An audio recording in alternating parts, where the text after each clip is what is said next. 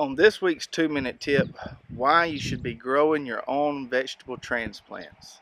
So you make a trip to the local hardware store or big box home improvement store to get something for a project, and you see these big pepper or tomato plants outside, and you just get allured in by the size of these plants, and you just can't help yourself but to buy one. We've all done it. I'm guilty myself. But today I want to show you the obvious difference between plants we grew ourselves and plants we bought at the big box store. So let's take a look at these 4 pepper plants here that I have in these smaller cages. I've got 2 here that I purchased from a big home improvement store and 2 that I grew myself.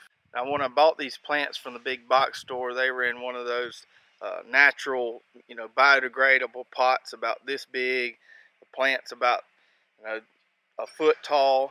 The ones I planted myself, I planted right out of these 162 trays we sell. The root block on there is only about that big and the plant's only about that tall. But as you can see here, the plants from the big box store really haven't grown that much since I transplanted them. They're kind of at a standstill. They don't look really healthy, and they produce a little fruit, but they're not growing near as well as they should be. So this is a good reminder that it's not the size of the transplant that's going to translate into big, healthy, productive plants. We have to keep in mind that these big box stores are wanting to put big plants out in front because that's what's visually appealing to their customers. Not only is it more healthier to grow our own transplants, but it's also a lot cheaper. We can grow a lot of plants in a 162 cell tray as opposed to paying $4 a plant at the big box store.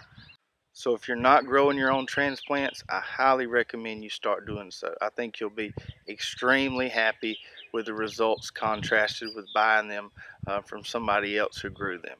So I hope you enjoyed this 2-minute tip. I'll put a link in the description for the trays that we use to grow our own transplants. Thanks for watching, and see you next week.